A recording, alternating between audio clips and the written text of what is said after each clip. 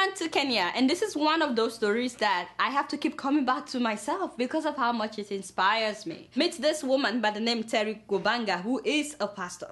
Several years ago, she was abducted on her wedding day, and guess what? She was raped by 3 different men in a moving car for 3 hours. And then they stabbed her several times before they finally dumped her by the roadside while the car was moving. When villagers discovered her, she was of course covered in blood, and since she was naked, no one really wanted to get near her except a little child. When police finally came, they couldn't find a pulse. Everybody believed that she was dead, so they packed her in the bag to take her to the mortuary. On the way to the mortuary, she coughed inside the bag. That was when they realized, wait a minute, she's still alive. So they turned back from going to the mortuary and they took her to the hospital. She was in the hospital for 2 weeks. Her story became major news in all of Kenya that a bride was kidnapped and raped on her wedding day. So that publicity alone was traumatic for her, on top of everything that she's been through.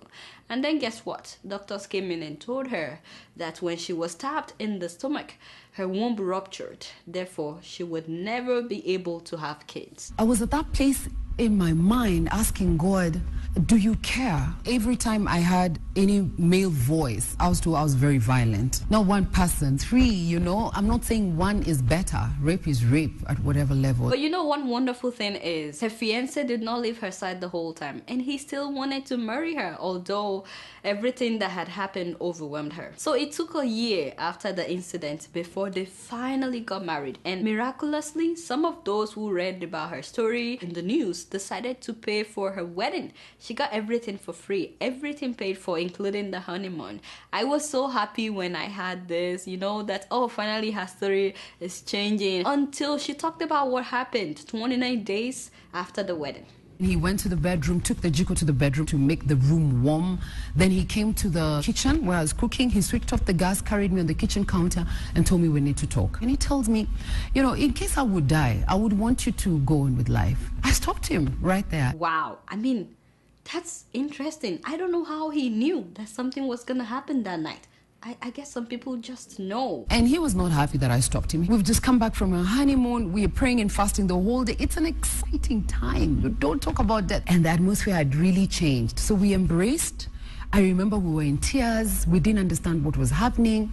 And we prayed. Anyway, to cut a long story short, that night, they both inhaled carbon monoxide from the heating stove that he bought called Jiko, which he was trying to use to keep her warm. By the time that neighbors got to them, of course, both of them couldn't move for a long time. By the time the neighbors forced the door open and got them to the hospital, she made it, but unfortunately he did not. I'm in tears. I'm in shock. I'm still waiting for someone to tell me that's a dream. Have you seen his body? They refused for me to see the body. Don't forget, this was 29 days after her wedding. Of course, she was bitter for a long time. And then at one point, my in-laws, not immediate, came and I'm being accused that I killed my husband.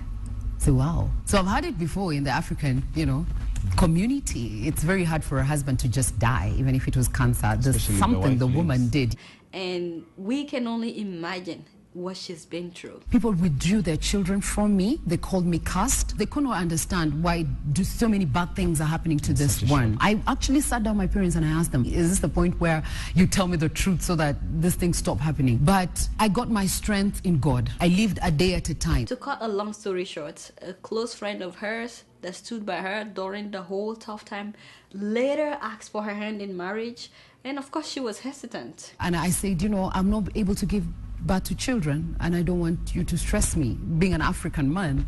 And so he tells me children are a gift from God, and if we have them, amen. If we don't get them, that means he will just have more time to love me. Wow, only true love would say such a thing. So they went ahead and they got married. Of course, it didn't go well with some family members.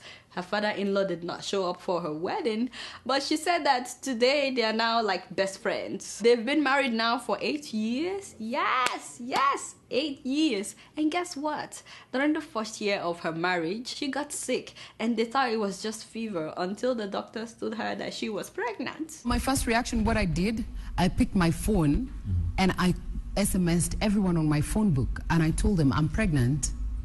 Some of them were asking me, who are you? And my reply was, I am pregnant. I was very excited. Anyway, she went on to have another baby after that, so they have 2 children, and today she goes about encouraging people, inspiring people, motivating people that no matter what you have been through, your story can also become a testimony. One thing I've always said, crawl if you have to, but just know destiny awaits. The 24 hours in a day just remains 24. So if you're going to cry for 5 years, those are wasted years. I encourage people, don't dwell on things, deal with them as they come. Wow. So do not put a full stop where God hasn't put one. Go right back, put a comma. You might be in chapter 1, it might not be so good. Chapter 2, chapter 3, not so good. Who knows about chapter 7? Wow. So I decided to share this story just in case someone out there is going through a very difficult situation. And it could be anything. I mean, maybe you lost a loved one as well. Maybe your business has failed. Maybe you've struggled for so long and you have nothing to show for it. Or maybe you wish that you're married or that you have kids or you're just overwhelmed with school. No matter what you're going through today, please remember the woman who was raped on her wedding day by 3 different men, the woman who lost her husband within a month of her wedding, and the woman who was told that she would never have a child. If she was able to press through all that, you can press through anything. But you guys know I don't know anything. Guess what? I'm just keeping it